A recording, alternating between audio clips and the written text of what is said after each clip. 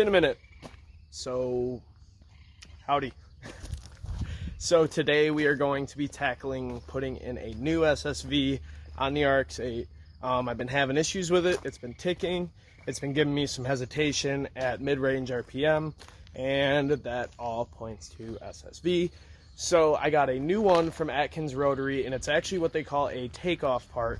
They're a much better deal than the real thing. They have 0 miles on them, but they are not straight from Mazda because they were off of like a show engine or a show car.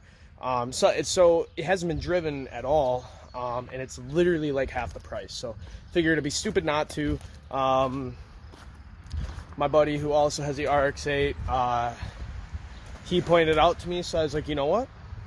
That's a good deal. So that's what we are going to be tackling today. Sorry if I just blinded you guys with the sun. Essentially, what we need to do, the SSV is right there. So what we need to do, taking the battery tray out, and we have to take the thermostat housing off. And from there, we can get to the 2 bolts on the SSV way back there and pull it all the way out. And then we can put our fresh new SSV in. This thing is very mint. Basically brand new, obviously. So I'm super excited to actually change this out, because this is the last part that I need to get the car back to 100% with no check engine lights. And another thing on that is I got an ECU from Fatty Motor Works, and this thing's awesome. I will show you guys a couple sound clips later in the video. But basically, I upped the load on the OMP. I increased the idle to preserve the stat gear bearing, and I made it so the fans turn on a little earlier. So all of that, very good, very needed for these cars. It's more so a reliability tune, but I did get rid of fuel cutoff on diesel, so it is rowdy.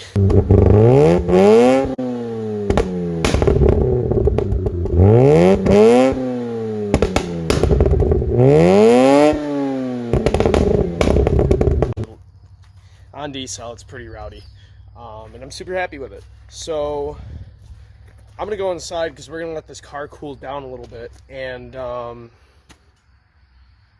those of you guys who don't follow me on Instagram, I moved. I'm out of my parents' house. I'm living with a buddy, and this place is actually super nice. There's a carport if needed, and over here we got a little garage workspace, which I desperately needed, but it needs some organization. But now I can have all of my tools out here and not next to my bed in my room. So I'm super pumped about that. Also, driveway is pretty nice. It's not like, it's like pretty level all the way through. Nothing really too major as far as bumps go, so I don't bottom out the car.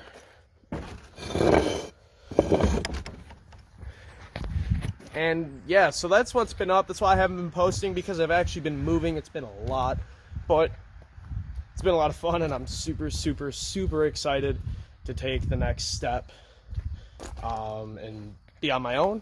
And the best part is, guy with the other RX-8, 5 minutes down the road. So I was actually over there helping him tear down his motor a little bit the other day. And we are going to go back out there when he's putting it all back together and help him with that too. So I'm super excited.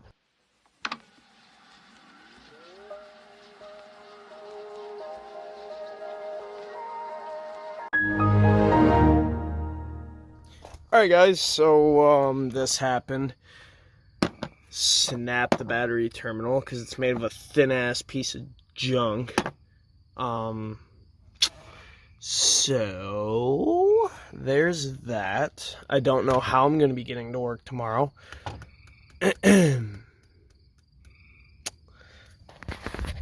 Really, honestly, the absolute worst thing that could have happened right now This was supposed to be like a not quick install, but relatively easy one.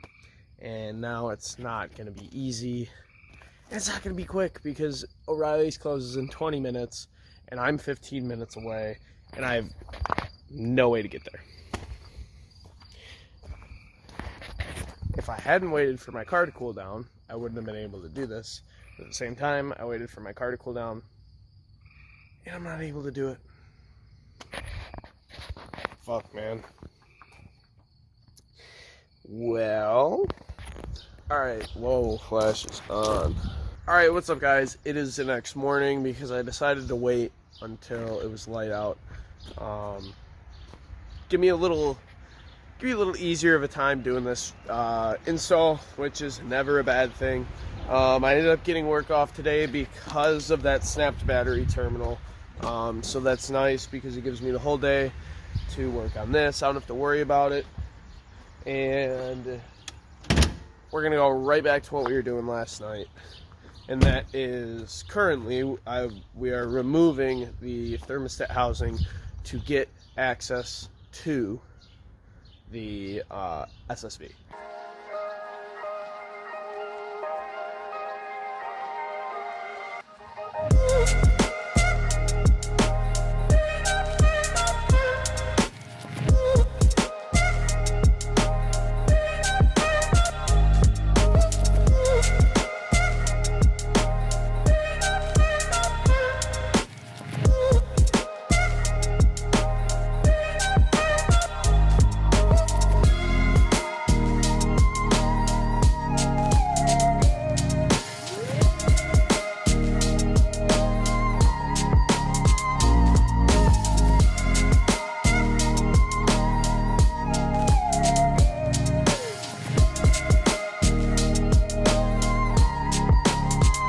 Alright guys, so we have the new SSV installed. So it's basically just 2 bolts up top and down over there. I actually ran into a little bit of an issue. This is the original bolt for the old SSV. As you can see, it'll fit right through this one. No issue at all. Just goes right through. It's got plenty of thread on the end. This did not work for the new SSV, so I had to actually go, and luckily I had some AC hardware left over, and these bolts are just long enough to give me a little bit more thread, and I was able to use that to get the top in. So now I've got the thermostat housing back on. We're just going to button that back up, connect all the hoses again, and then we're going to clean this guy up. A lot of coolant everywhere, obviously, so we're going to clean it up, and then we are going to wait till about 6:37. My buddy is bringing over a battery terminal, and we're going to get it on and hopefully get this car running tonight. I don't see why we shouldn't.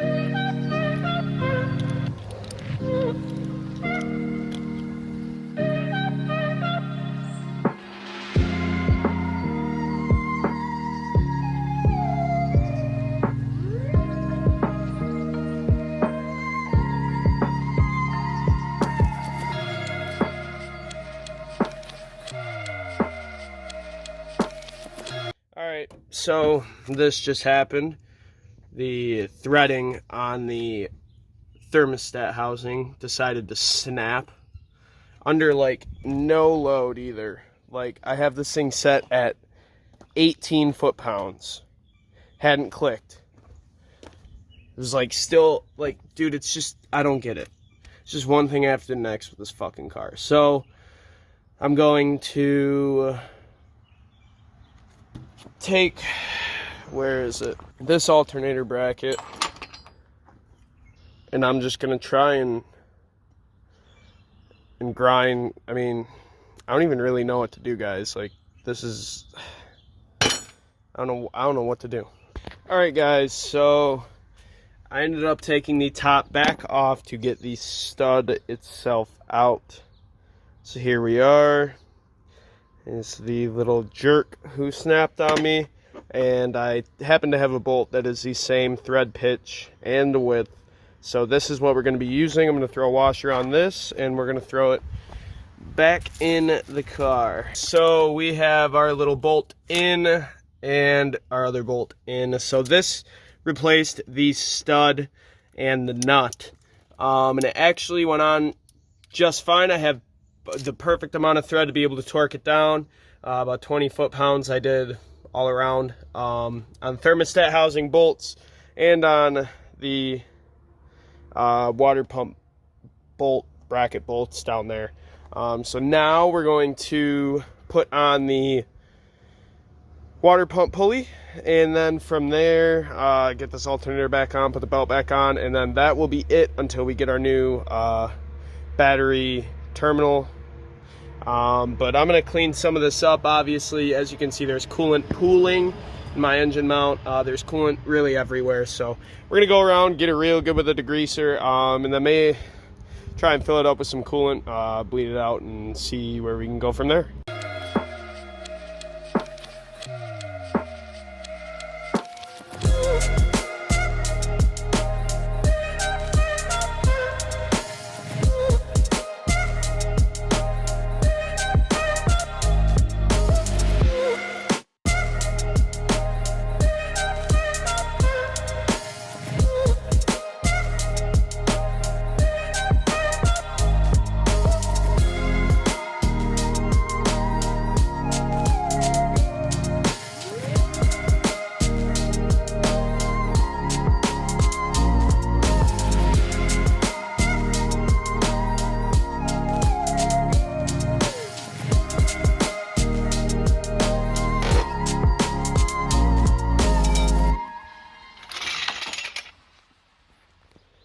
Alright, so coolant on my hand.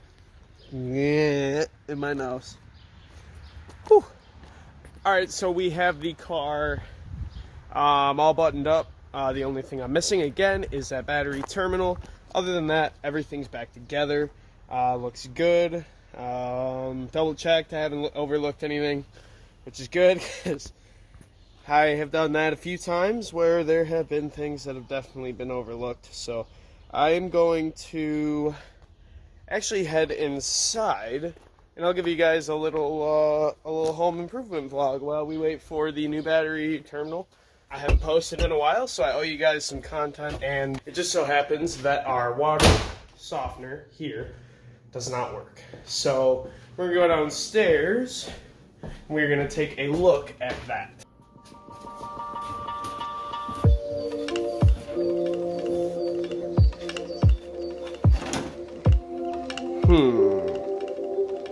So for those of you who aren't familiar with a water softener, it's for people who have well water, which you have a well in your property, it feeds the softening system, and then it goes up and through the pipes after that, because the water that comes out of these wells is extremely hard water, lots of iron, minerals, stuff like that. So what this softening system does is it actually takes out a good amount of those minerals and stuff like that through all sorts of chemistry stuff with ionization, and it uses salt, pulls some of that out. But we're having an issue where this one wasn't functioning, so the water that was coming out of our faucets and our shower and all that was actually basically just straight out of the well. So what these things do is they actually, every once in a while, they go through a little regen cycle. It goes through it, some of them every few days, some people have it every day. It really depends on how hard your water is. So I came down here and basically just force regenerated it, and the water seems like it's pretty much back to normal. However, we do not have a lot of salt, so I let the water run for a bit to see if that made a difference, and it did. But we don't have any salt left, so we need to pick up some salt. That way we can actually continue to do this, because water doesn't last long, being, just generated once. It's not going to last forever. So hopefully we'll get some new salt. I'll run a regen cycle again and see if that does anything. And then from there, I'm going to have to figure out why it's not regenerating as often as it should, unless you tell it to. So as far as that, I think we're done for today. It's a little bit more I have to do around here, but it's all just boring stuff, so probably won't put it in the vlog, but I will see you guys in a few hours when Tyler comes over and drops off that battery terminal. Alright guys, so we have the new battery terminals, which is good. Because these are the exact ones that I had on there actually, so it's going to work out nice.